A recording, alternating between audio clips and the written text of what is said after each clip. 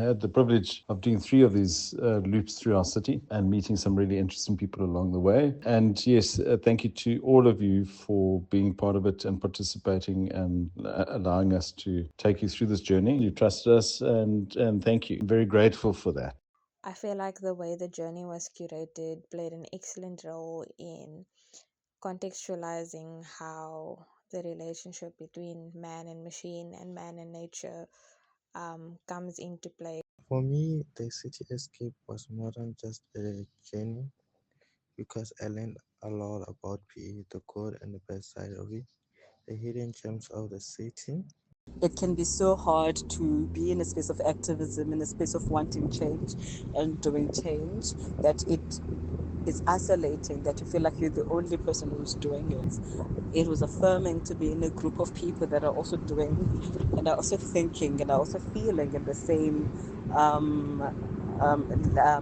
magnitude that I've been feeling and thinking as well. I take wickedness and cowardice as forms of not caring or failing to care, or as the ways we can look away from situations that are frightening, depressing, overwhelming, or just demand our attention.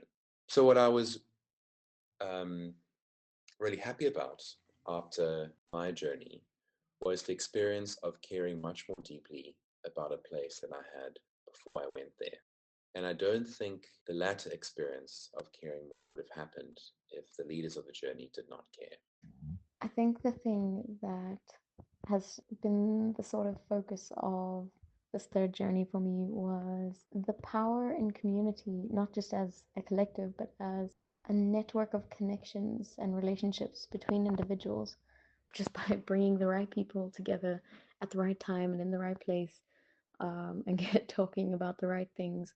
What incredible things can come of building those kinds of networks. I was sort of taken with this conflicted and complex relationship between you had the metro and local government and significant issues of corruption, and yet at the same time, rules that have been developed that go on ad nauseum to protect against this corruption, but really just make it difficult for the good folks to get things done.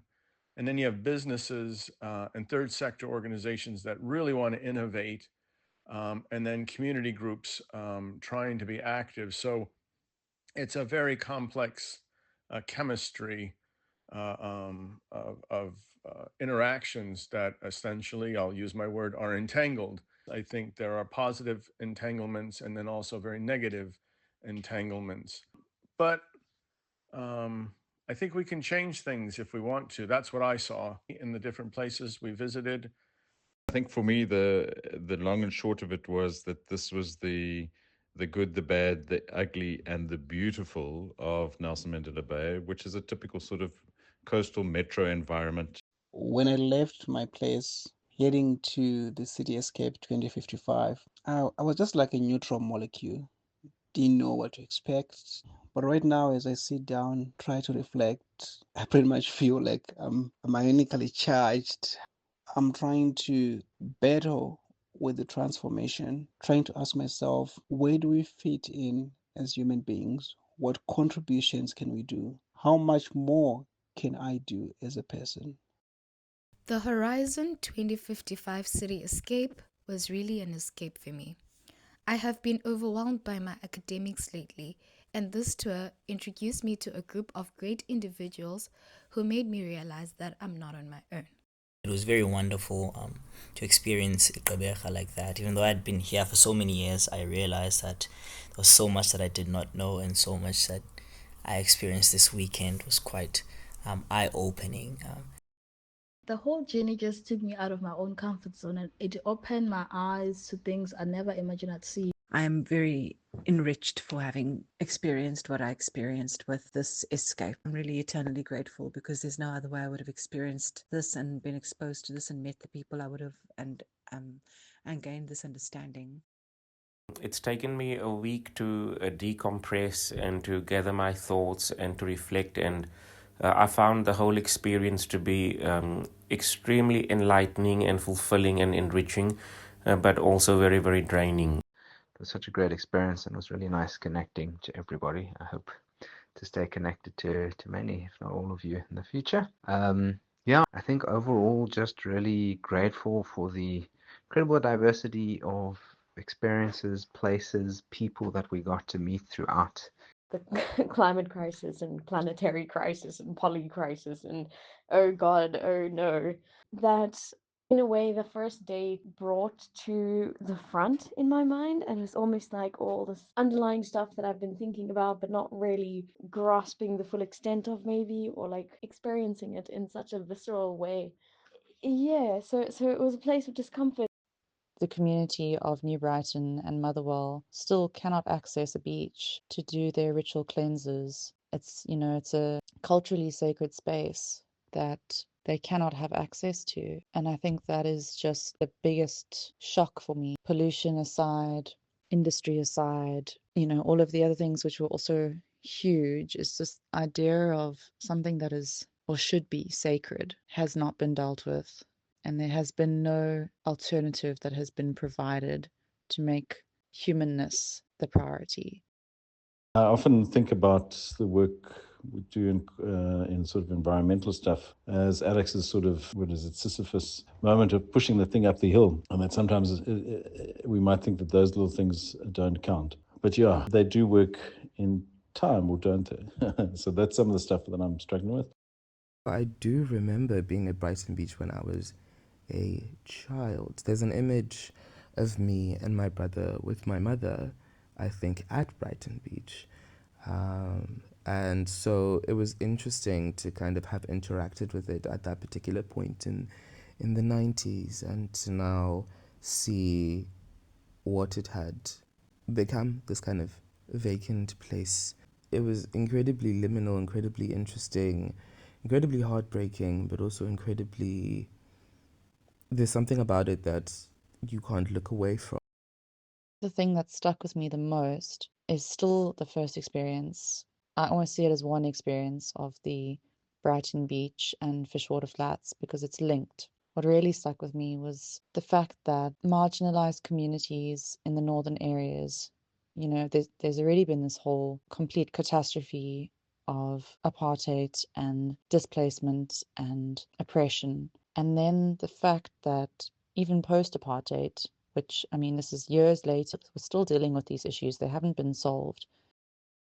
When we look at that group effect on this journey, I was left feeling quite overwhelmed and despondent in terms of the destructiveness of our influence as a group. I mean, mankind's influence as a group. So the idea of all that waste that goes into the sea, I can't on an individual level do anything about that. But I can assert my individuality and my agency and my responsibility in things like plastic. I am very much walking away from the experience, trying to maximize what I can do, what I can take responsibility for.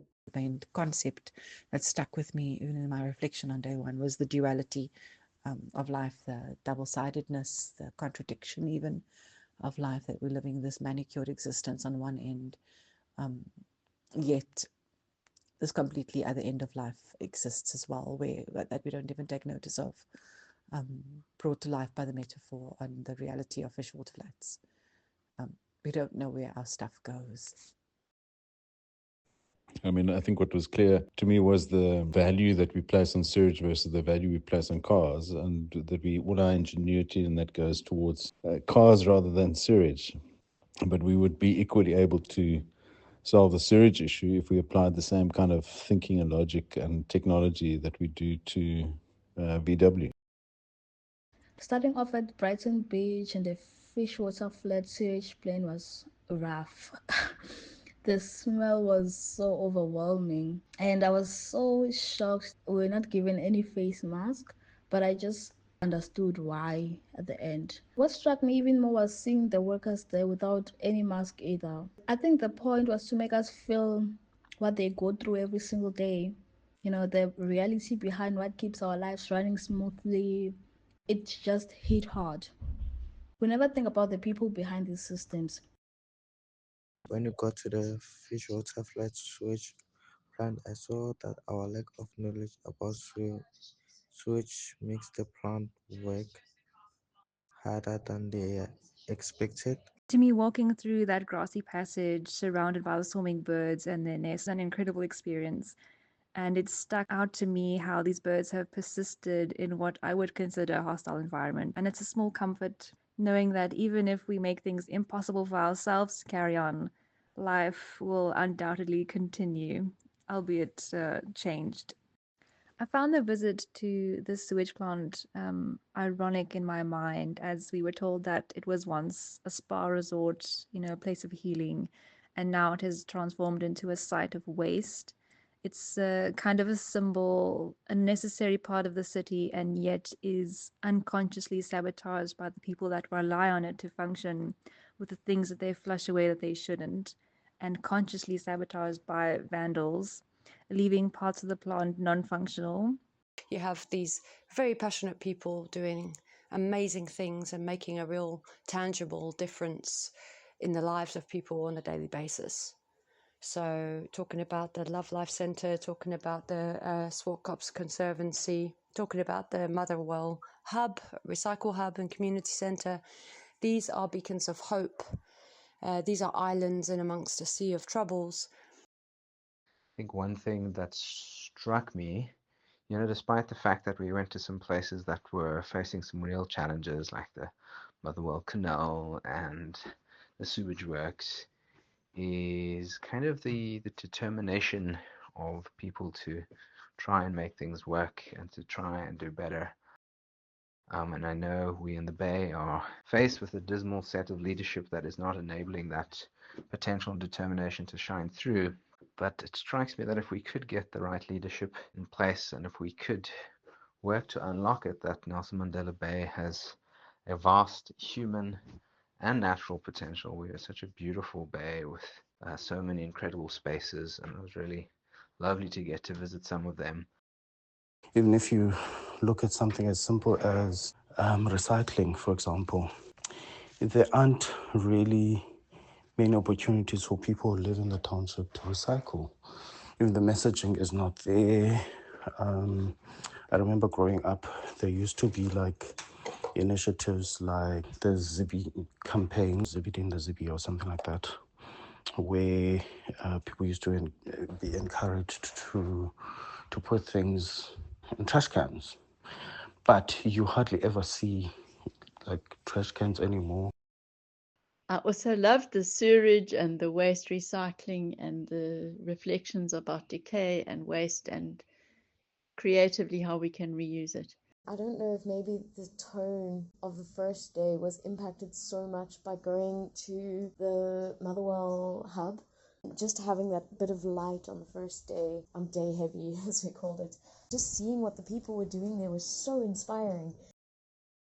And then we went to Motherwell, and that's where I saw creativity at its absolute best. People were building with recyclable materials, houses decorated with bottles, bottle caps, and all sorts of repurposed things. It wasn't just functional, it was beautiful and full of pride. You could see the effort, the innovation, and the spirit of making something meaningful out of nothing. That really inspired me. I also found myself going through various waves of emotions.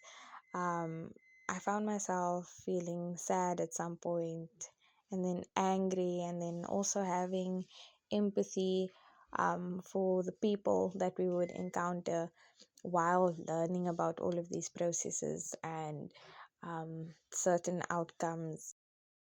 I'm so glad that we went to the Motherwell hub. Honestly, I can't say enough. Like, it really just exploded my mind and was such a cool thing to see in the middle of the township. People using what they can, making eco bricks and actually building with the eco brick, and the bottles in the houses that they built. So beautiful. Beauty even out of the most unexpected places, and functional beauty too. That was really, really wonderful to see. My main takeaway from the whole journey is that it is difficult and we do face a massively overwhelming challenge, but that shouldn't and doesn't mean we should stop trying. After all this, I don't see life the same anymore. I'm just more aware, more conscious, more grateful. The Horizon 2055 didn't just show me places, it showed me purpose, and I'll always carry that with me. Seeing what was possible and what people were capable of when coming together in community, and when changing their mindset from, oh, this is trash, to, oh, this is material, or oh, this is a resource. It kind of actually reminds me of the talk we had that time about the plastic eating microbes and changing the framing of this being a waste product that's taking over everywhere, and oh, there's litter everywhere and everything, to seeing it as resource and as possibility and potential. The Kuka Biomass Center was another fascinating stop where I learned about innovative processes of removing alien invasive plants and converting them into biomass pellets that can be used as an eco-friendly alternative for cooking fuels. It struck me as a perfect example of the circular economy principles in action, turning environmental challenges into opportunities. There's a lot of talk of zero impact, green fuels, sustainability, but what are we sustaining exactly? What would we be sustaining if sustainability were actually happening? We'd be sustaining the breakdown of community, the loss of culture, the loss of language, the loss of diversity, the loss of spiritscapes, the homogenization of the planet, not just in terms of, monocultures on the land, but also monocultures in the mind of a bigger, faster, more is better mentality. The journey really exceeded my expectations. The robots were wonderful, from the robots to the fish traps. Really, what an amazing representation of the technology of the city. I loved the biofuel and the wind farm and the debates about energy. I still think everything is energy, even if you think it's very complex. I see people like TK from Love Life. I see the gleam in the eye of the people at Kocha Mass. I see the pride in Johan from Kocha. I see the ingenuity of the technologies at play. And even at the sewage works, even though it's in a lot of disrepair and it's breaking and rusting, the engineering involved, the fact that all of the city's waste comes to one place to be treated, is to me an incredible feat, irrespective of how well it's working. Overall, this trip taught me the importance of social cohesion and how our collective efforts contribute to the overall efficiency of our economy. I'm very concerned about the system of ideas that underlies a lot of what we saw on cityscapes in terms of the negative problems. In terms of the hope, I would say it's in the humanity of the people, it's in the desire and empathy that comes through certain individuals involved in various projects that are trying to protect and work to better social and environmental circumstances. Basically, I'm the Auslander in the sense that I've lived in 2 different countries and I do not live in South Africa. So the thing that stuck out for me was such a country of tremendous extremes and contradictions. You have beauty and decay, hope and sadness, joy yet worry. My mind on this journey was actually very strongly on these kinds of flows in and out of being and these processes, especially of kind of contamination and decay and dismantling, death, of letting go, also letting go of control, letting go of responsibility, and in a way really opening myself to be carried along a bit by experiences being kind of shifted here and there, and facing all of the inconsistencies and ironies. So other thing that stood out to me was a massive amount of teamwork. We just really got on. This was a great group. And there's something about South African culture, academic culture, that it feels to me more sharing. Nobody dominated the conversations or insights. People had the freedom to voice their opinions. And that's something I really, really appreciate. It's not a gift that I often find in academic life, and certainly in the UK, it's not an easy thing to come across. We saw the Yutne Kwanabukhle value chains bearing too much human weight. I saw a Happy Biodiversity Day poster inside a massive factory. VW tried to soothe us that it could be less employment, and luckily ethics and tax breaks reduced that issue. I wish that it eased my discomfort of knowing how much the car factory is able to automate. I still feel a little bit uncomfortable, maybe even disgusted, that a car factory can posture as a zero impact factory. But yeah, then I kind of look at myself, and realistically, there's a lot of stuff that I do that is not at all eco-friendly. So yeah, it's easy to point fingers, but if you start looking at yourself, things become much, much more complex. I've been picking up on the ironies, like the hyper mechanization of the processes within VW, and then there's the community involvement, and then there's the degradation right next to them, and this hyper high-tech building like right next to it, and then there's the fact that they are named Volkswagen, people's cars or people's vehicles, yet the people that actually make the vehicles don't really have a snowball's chance in hell of being able to afford one. When we went to VW, I had my mind blown. I saw robots, not in a movie, not on a screen, live robots building cars in real time. That moment stuck with me. I've always thought of robotic of something far away, something unreachable, but they were there in front of my face. We're in debt to all the people that walk into VW every day, or any other manufacturing plant, doesn't matter where it is. VW's probably one of the better options, but irrespective, strip lights, noise, metal, clanging, no sunlight.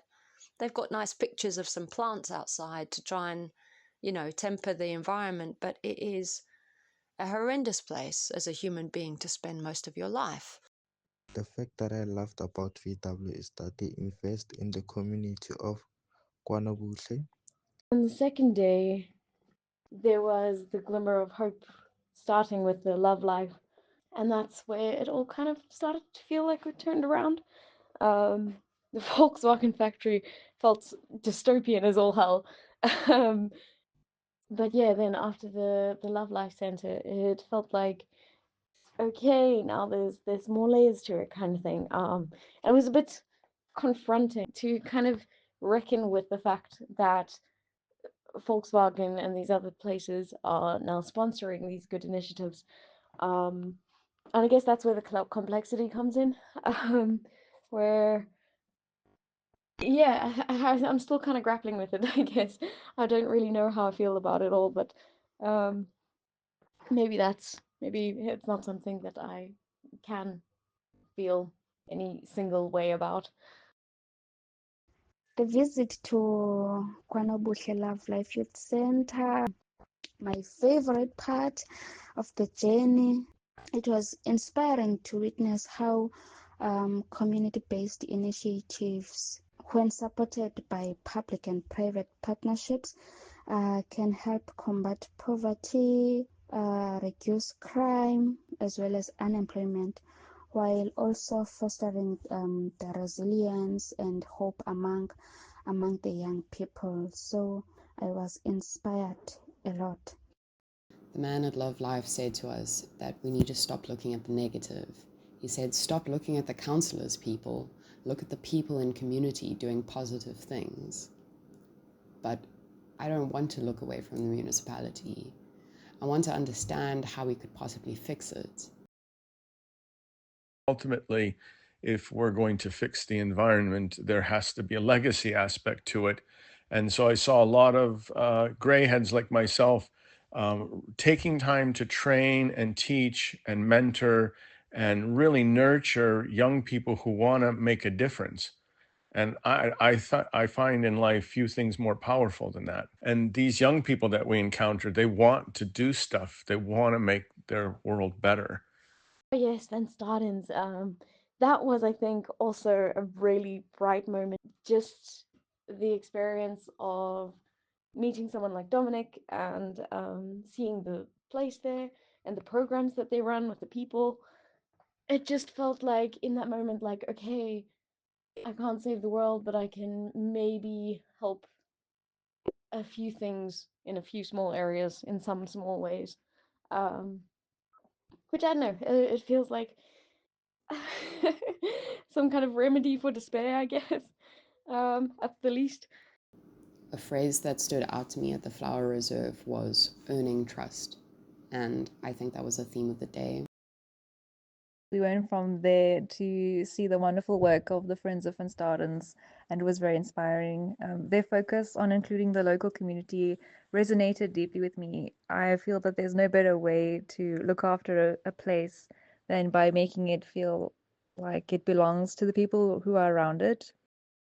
Then came Van Stadens. That was healing in a different way. It was peaceful and hopeful. I saw young people fully committed to protecting nature, the white flowers, the land, everything just reminded me how connected we are to the earth.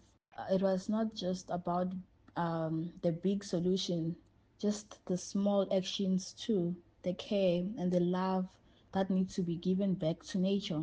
The land art is absolutely gorgeous. I love pictures, I love photography, I love gorgeous shots. And so many were captured in those moments of discomfort. And that's where the growth really took place, and the stretching of my mind. And I know that's saying that once the mind stretches, it can never go back to its old proportions. So that was really beautiful. A tension that that keeps coming up for me when I think about the various aspects of our journey. The focus on the individual versus the focus on the group, the strength and the complexity that lies in the individual, but also the strength and complexity that lies in the group. In the land art experience in this journey round, we had Glenn bring in the musical aspect, which we've never had before, and that was a whole other experience, it brought in a whole other element to that experience, which was fantastic. The art, when we got to Van Stadens, was a hard one for me because with the sand whacking into my eyes, I really thought that we would cancel that activity, but on we went, and ended up being one of the most beautiful moments as well as of the trip.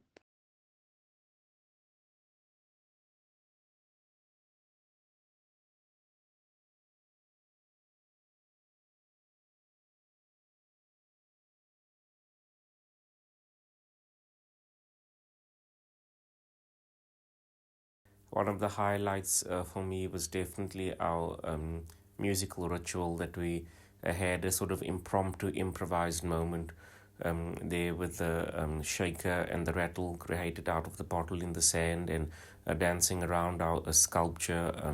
It's a moment I'll never forget in my life. So thanks once again to everybody for making me feel so welcomed amongst you all, and also so fulfilled.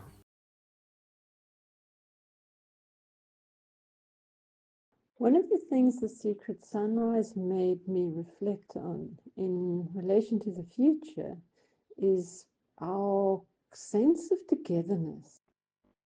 The reason that the Secret Sunrise made me think about it is, well, look what happened at that event. When I was given the freedom to just be me, I wanted to wander off as far as I could and just keep going. So my question would be, how are we going to make space for that feeling of infinite aloneness? How are we going to make space for that in an overcrowded, closed up spaces that we'll be inhabiting in the future? And then what will happen to us if we don't make space for that? And if we are jammed together, what are we going to do about somehow this desire for infinite openness to just be alone? I think the main highlight was waking up on Saturday morning and having the secret sunrise, which is absolutely spiritual, transformative, gorgeous. I'm used to moving in regimented ways, in planned ways, and that was a complete abandon and surrendering to being led by somebody else, the elements as well. I found myself leaning against the wind and the wind holding me up. It was absolutely incredible, and there were a few highlights in the journey, but that was the highest highlight. Day 3 actually started with an experience that I will never forget. The secret sunrise, dancing to different kinds of music in the company of a diverse and enthusiastic people actually allowed me to pause and reflect on my own journey and also reconnect with myself outside of the pressure of academic work. It was a moment of mindfulness. The secret sunrise, for me, it was a moment of joy and freedom. And it was actually a reminder that growth and creativity often emerge when we allow ourselves to step out of the serious environment and embrace moments of laughter, fun, and connection with others. It's kind of fun because I learned like to let body flow with the beat as well, and then I just saw myself moving along the beach, enjoying each and every bit there, and then each and every moment there. It was kind of amazing. Today was more of an escape process, or an escape day, or an escape space, especially in the morning with Secret Sunrise. I think it was of like a moment where I get to like tap into my child and my free self. And those are moments of escaping within myself, and just like find those different worlds and different feelings in my inner child. It was so um, freeing.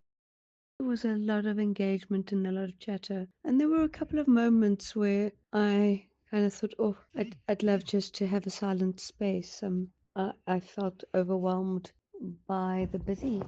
Yet at the same time, I was also very aware that need to be a part of the group, to contribute, to get to know new people, to be part of what people have to say. So that was an interesting tension. I think it was a lovely loop or a lovely circle of what we produce from our excrete, our toxic waste that we pump into the ocean, through to the incredible robotics that we saw at VW Factory, to the simple things that we saw along the journey, like the Love Life Center, to the turbines and dancing on the beach. I mean, those are all human outputs, and we undoubtedly impact our environment, and undoubtedly that in turn impacts us. We were in this incredibly beautiful natural space, all trying to pick up as much litter as we could. But after a while, your bag gets too heavy and it feels so difficult to walk past the litter when your bag is full. There's a powerful lesson, I think, here about doing what you can with what you have. It was frustrating at times because you wanted to carry more, what you couldn't. Yet we still found ourselves every few steps stopping and trying to stuff another little piece of trash in our bag. On the one hand, I know that when I pick up plastic, other plastic will take its place. On the other hand, I would rather make a small change than none at all. The beach walk and litter pickup felt like a direct, albeit small, positive impact. As our bags grew heavier, it became a perfect metaphor of trying to pick up some of the load and wanting to do more, but feeling the limit to what we were able to do. And it made me reflect on what truly what it truly takes to change the way we think and act and live. And if even a small cleanup felt weighty, how much commitment will a larger crisis demand? Walking on my own on the beach with a bag and collecting litter was a spiritual experience. I felt that this is something which humans have been doing for eons, gathering things from the ocean bed and banks, and I just found it to be a reminder of our simplicity. Walking across a beach that has existed for thousands of years, seeing fish farms of pre-colonialism, wrecks of the past 100 years, and plastic debris of recent times was poignant. We are just a moment in this planet's history, but we leave footprints everywhere we move. The shifting weather was fantastic too, just in terms of emphasizing how much weather is part of our lives and how we adjust to it. I thoroughly enjoyed the beach cleanup, despite what happened to us later on in the day, and the unfortunate encounter that we experienced of realizing that we'd had a break into one of our vehicles. I thought it was a sad and abrupt way for us to end, but I do understand why that happened, and I was just very, very touched by everybody's camaraderie. Once again, that a sense of cohesion. And I was reminded about how everybody rallied together, walking out into various paths in the bushveld to try to find items and just support each other. Being broken into and having things stolen is one of those horrible experiences that makes us realize just what reality we really are immersed in everyday life. And theft is very often caused by poverty and income imbalances and so many systems that we are caught up in and also implicated in, because we don't really, really, really want to change our economic way of being. Otherwise, we do it as a mass, as a whole mass of humans. We would simply change the way that we do things if we really, really, really wanted to. But we don't. Reflecting on the whole trip, how we started at Brighton Beach and we witnessed all of that pollution that was obviously man-made, and how we then ended up our whole trip with a visitation to the Penguin Place, which was a solution to pollution that we as human beings create. So I loved that dynamic in all of the places that we had been. It was really amazing. Yeah, I think all in all, it's giving me a lot to chew on and digest, and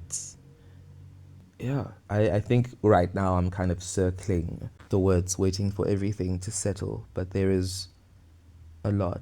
I'm still battling with the thoughts as I continue to absorb and reflect. I think everything will make sense. For now, let's rather say I'm fully immersed and I don't know how to swim, so I'm still struggling to survive.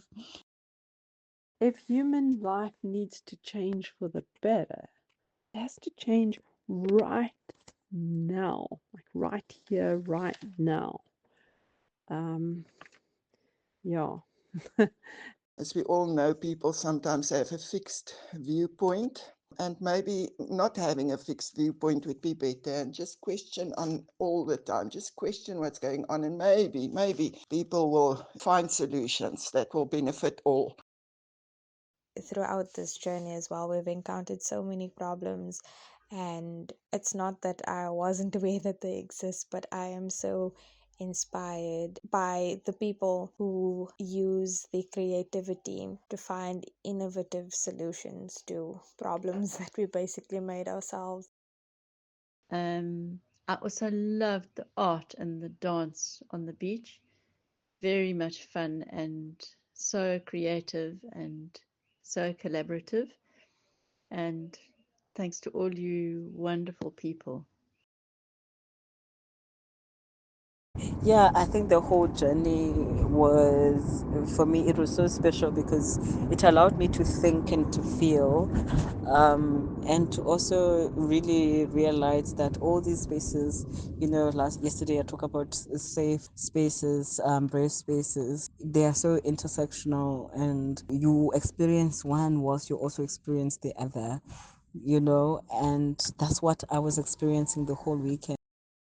I definitely don't have an answer to the future, what it would look like, or the challenges we are yet to face.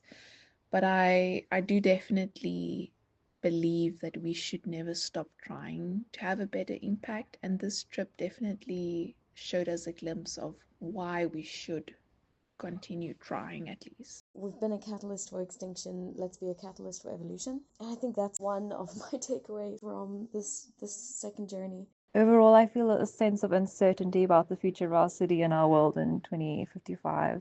There's a great number of challenges, no doubt, but what truly stood out to me was that there are still so many people fighting to make a difference. I feel overwhelmed by the problems that our city faces, but I know there is no retreat for me from facing them. I feel scared of 2055, but I would rather feel scared than ambivalent. Our efforts to make things serve our own needs and our efforts to work to save nature are both kind of narcissistic, aren't they? And very much a hubristic over-evaluation of our own importance. So that's really been quite a constant thought with me over all three of the journeys, that nature prevails. The world keeps spinning, something comes into being, falls apart, something else comes into being, and that happens with or without humans. I mean, we really just don't matter in the bigger scheme of things. I don't think it's about saving the world for humans. I think it's more about leaving as gently as we can with the least amount of harm. Nature will keep on naturing. Whatever happens to humans, whatever humans do, we come into being and we'll go out of being as individuals and also just as a species.